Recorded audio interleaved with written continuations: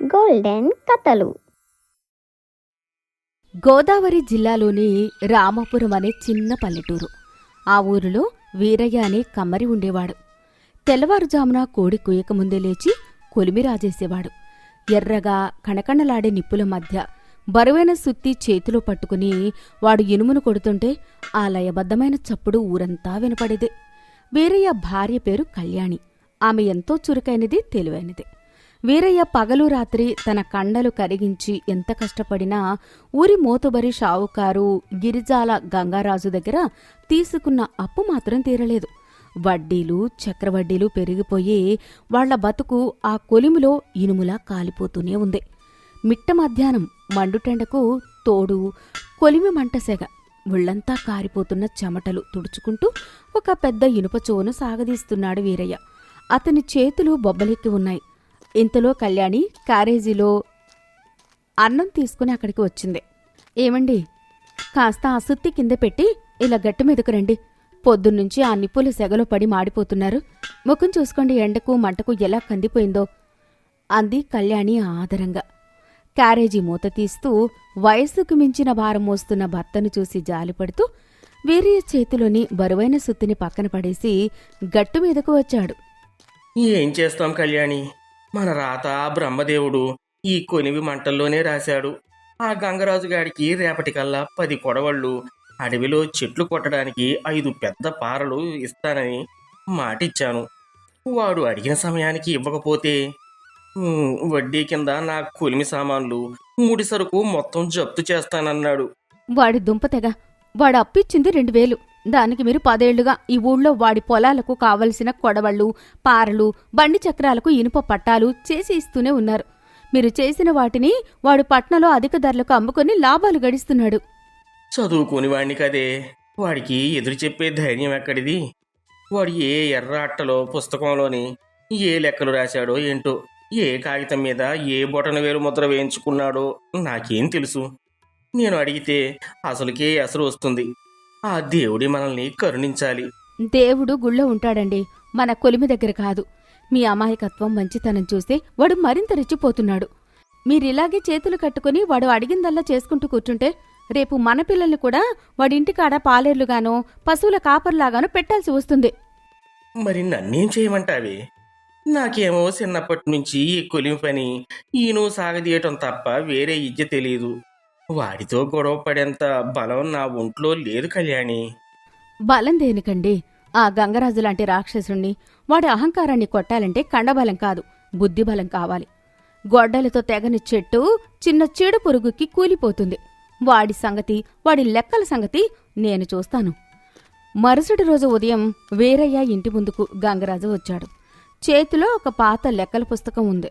ముఖంలో అహంకారం కొట్టొచ్చినట్లు కనబడుతున్నాయి.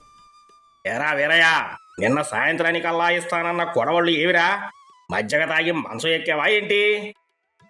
అయ్యా గంగరాజు గారు, నిన్న కొలివిలో బొగ్గులు అయిపోయాయి బాబు. వర్షానికి తడిసిన బొగ్గులు మండలేదు. ఇవాళ రాత్రికి ఎలాగైనా అప్పచెబుతాను ద్వారా, దయచేసి క్షమించండి. నీ బొగ్గులు కాదురా నాకు కావాల్సింది. నాకివ్వాల్సిన వడ్డీ సంగతి చెప్పు. అసలు వడ్డీ, దాని మీద చక్రవడ్డీ అన్నీ కలిపి ఆఖరుకు మొత్తం 5000 అయింది. ఈ నెలాఖరు కల్లా డబ్బు పూర్తిగా కట్టకపోతే నీ గుడిసె, ఈ కొలివి అన్నీ నా పేర రాసేసుకుంటాను. అప్పుడు నీ పెళ్ళాం నువ్వు గుడిసె ఖాళీ చేసి ఆ గుడి ముందర బిచ్చమెత్తుకొని బతకొచ్చు. లోపల ఈ మాటలు వింటున్న కళ్యాణి కోపాన్ని ఆపుకోలేక చేతిలో చీపురు పట్టుకుని గబగబా బయటకొచ్చింది. ఏంటి బాబు, అంత పెద్ద మాట అనేశారు? అప్పు తీసుకున్న మాట నిజమే, కానీ 5000 ఎలా అవుతుందండి? ఏ ఊరి లెక్క బాబు ఇది? 5 ఏళ్లుగా మా ఆయన మీకు పగలు రాత్రి ఊడిగం చేస్తూనే ఉన్నాడు కదా. బండ్లు బాగు చేశాడు, నాగళ్లు పోశాడు. దానికి కూలీ ఏమాత్రం లెక్క కట్టలేదా? మీ లెక్కల్లో మా కష్టానికి విలువలేదా? ఓహో వీరయ్య, పెళ్ళాన్ని వెనకేసుకుని వస్తున్నావా? ఏమేవ్ కళ్యాణి, మీ ఆయన చేసిన పనులన్నీ కేవలం నా వడ్డీకే జమునయ్యాయి. నేను అడిగేది అసలు అప్పు. మీలాంటి చదువురాని దద్దెమ్మలకు లెక్కలు అడిగే హక్కు లేదు. నోరు మూసుకొని డబ్బులు కట్టండి, లేకపోతే ఈ ఊళ్ళో మిమ్మల్ని బతకనివ్వను. లెక్కలంటే కేవలం మీ ఎర్ర పుస్తకం కాగితాల మీద ఉండక్కర్లేదు గంగరాజు గారు. మా బుర్రలో కూడా పక్కాగా ఉంటాయి. మీ బాకీ కోసం నెలాఖరు వరకు ఆగాల్సిన పని అక్కర్లేదు. ఈ నెల రోజుల్లోనే తీర్చేస్తాం. అప్పటి వరకు మా ఇంటి వైపు దయచేసి రాకండి. ఏంటి పిచ్చి పట్టిందా నీకు? వాడితో ఎందుకు పెట్టుకుంటున్నావి? నెల రోజుల్లో 5,000 ఎక్కడి నుంచి తెస్తాము? నెల రోజుల్లో తీరుస్తావా? నీకు అంత గర్వమా? సరే కళ్యాణి, చూస్తాను నీ ప్రతాపం. నెల రోజుల్లో తీర్చకపోతే మీ ఇంటికి తాళం నేనే వేస్తా, గుర్తుపెట్టుకో. అని కోపంగా వెళ్ళిపోయాడు. గంగరాజు వెళ్ళిపోగానే వీరయ్య తల పట్టుకుని అక్కడే కుప్పకూలిపోయాడు. కళ్యాణి మాత్రం ఏమాత్రం భయపడకుండా ఆలోచనలో పడింది. కళ్యాణి, ఎంత పని చేశావే? 5,000 అంటే మాటలా? ఆ డబ్బు చూడటమే గగనం మనకి. నా కొలిమి అమ్మినా 1,000 రూపాయలు కూడా రావు. ఇప్పుడు మనం ఏం చేయాలి? మీరేం భయపడకండి. మనం 10 ఏళ్లుగా ఆ గంగరాజుకు మాత్రమే పనులు చేస్తూ ఉండిపోయాం. వాడు అడిగిన పాత వస్తువులే చేస్తూ కాలం గడిపాం. అందుకే మనకు గిట్టుబాటు కాలేదు. మన రెక్కల కష్టం, మీ కళ అంతా వాడికి లాభం తెచ్చిపెట్టింది. పక్క ఊరు పట్నంలో వచ్చే వారం పెద్ద సంత జరుగుతుంది తెలుసా? అక్కడ పట్నం జనాలు వస్తారు.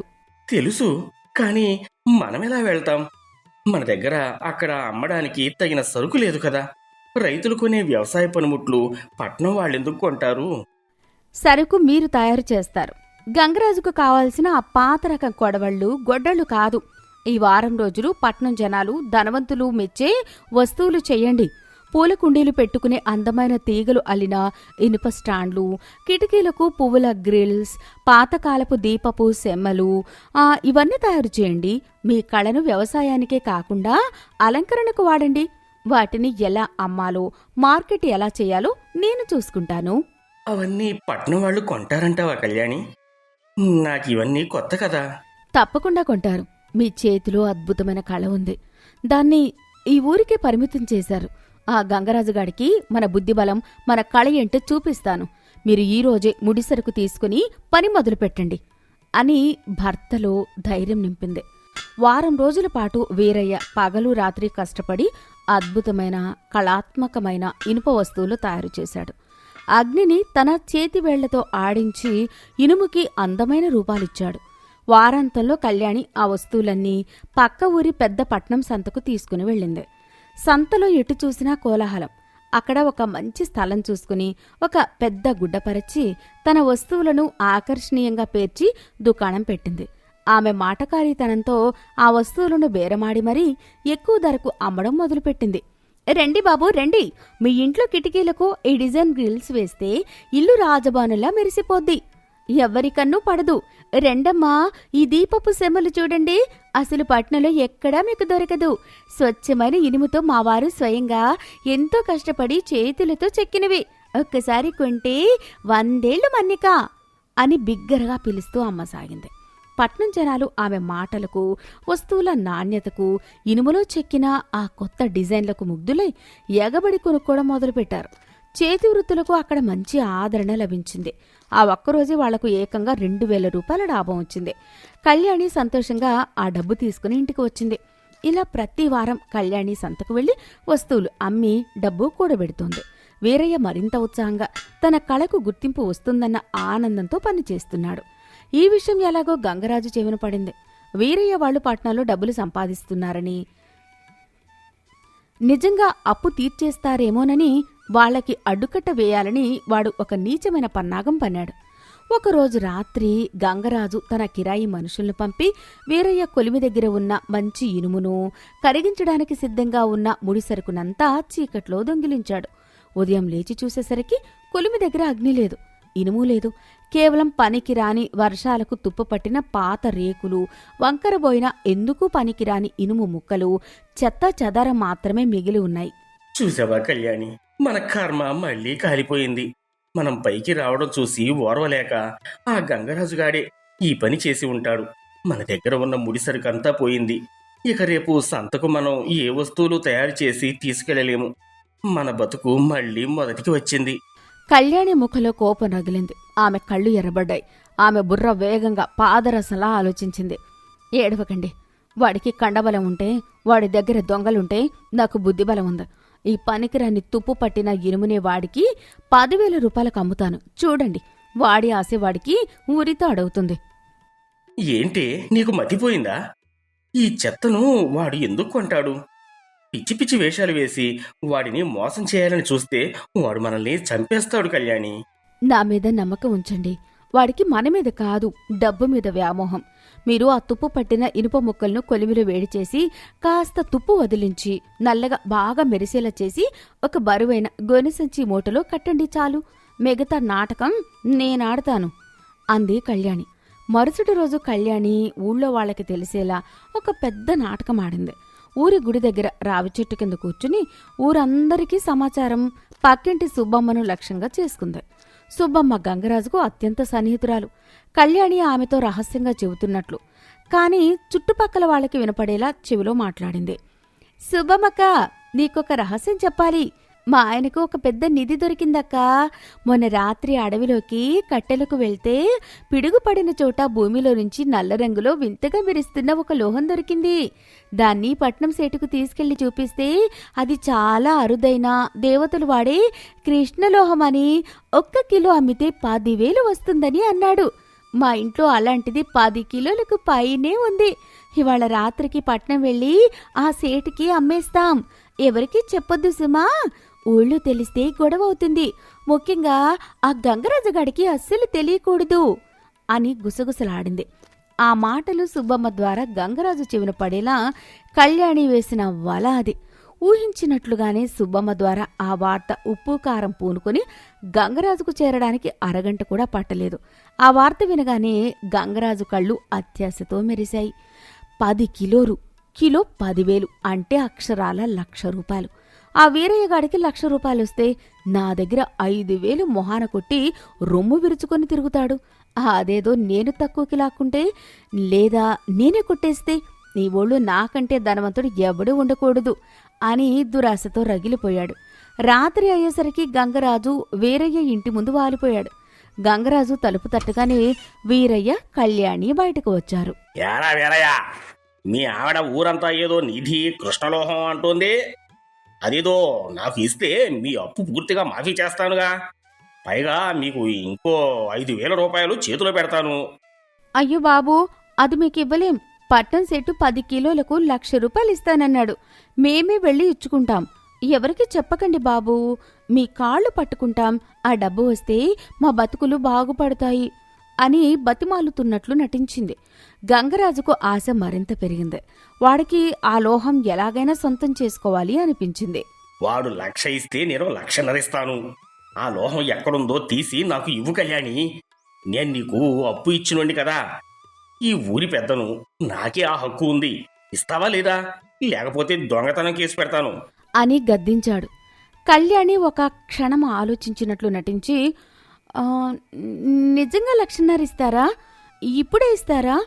అయితే తీసుకువస్తాను ఉండండి అంటూ లోపలికి వెళ్ళింది. కొద్దిసేపటికి కళ్యాణి వీరయ్యను తీసుకుని ఆ తుప్పు పట్టి కొద్దిగా మెరుస్తూ ఉన్నట్లు నల్లటి ఇనుప ముక్కల గోనె మూటను బరువుగా మోసుకుంటూ తెచ్చి గంగరాజు ముందు పెట్టింది. గంగరాజు ఆశగా ఆ మూటను విప్పి చూశాడు. రాత్రి చీకట్లో ఆ ఇనుప ముక్కలు కొలిమి సెగకు కొద్దిగా నల్లగా మెరుస్తూ వింతగా కనిపించాయి. వాడి అత్యాశ వాడి కళ్ళను కమ్మేసింది. ఆ బుర్ర పనిచేయలేదు. తన జేబులో నుంచి ముందుగానే తెచ్చుకున్న 1,50,000 రూపాయలను తీసి కళ్యాణి చేతిలో పెట్టాడు. ఈ విషయం ఎవరికీ తెలియకూడదు. తెలిస్తే నేనేం చేస్తానో మీకు తెలుసు. ఊరు దాటిపోయే వరకు నోరు మెదపకండి అని బెదిరిస్తూ ఆ బరువైన మూటను అతి కష్టం మీద సైకిల్ వెనక కట్టుకుని పట్నంలో ఎంతొస్తుందో అని ఆనందంగా పారిపోయాడు. ఏమేవ్ కళ్యాణి, ఈ డబ్బు నిజంగానే వాడే ఇచ్చాడా? నాకింకా కలలో ఉన్నట్లుంది. రేపు వాడికి నిజం తెలిస్తే వాడు మనల్ని బతకనియడేమో. అవునండి, వాడి అత్యాశే వాడికి శత్రువు. ఆ తుప్పు పట్టిన ఇనుముని ఏదో కృష్ణలోహమని గుడ్డిగా నమ్మాడు. రేపు వాడు పట్నం వెళ్లి సేటుకు చూపిస్తే వాడు వీడి ముఖం మీద ఉమ్మేస్తాడు. వాడి ఊళ్ళో చెప్పుకోవడానికి సిగ్గుపడతాడు. మనల్ని ఏమీ చేయలేడు. ఇక మన కష్టాలు తీరిపోయినట్లే అంది. మరుసటి రోజు పట్నంలో ఆ ఇనుప మూటను అతి కష్టం మీద మోసుకుని తీసుకువెళ్లిన గంగరాజును చూసి వ్యాపారులు, పట్నం సేటులు పగలబడి నవ్వారు. ఓరి పిచ్చి మొహం, ఎక్కడ దొంగిలించావురా ఇది? ఇది కేవలం తుప్పు పట్టిన పాత ఇనుమురా. దీనికి కిలో 10 రూపాయలు కూడా ఇవ్వరు అని సేటు చెప్పగానే తాను ఘోరంగా మోసపోయాను అని గ్రహించిన గంగరాజు తలపట్టుకుని రోడ్డు మీద కూర్చుండిపోయాడు. వాడు చేసిన అన్యాయాలకు, పేదల మీద చూపించిన పాపాలకు ఇదే సరైన శాస్తి అని రామాపురం ఊళ్ళో వాళ్లంతా జరిగిన విషయం వినగానే పగలబడి నవ్వు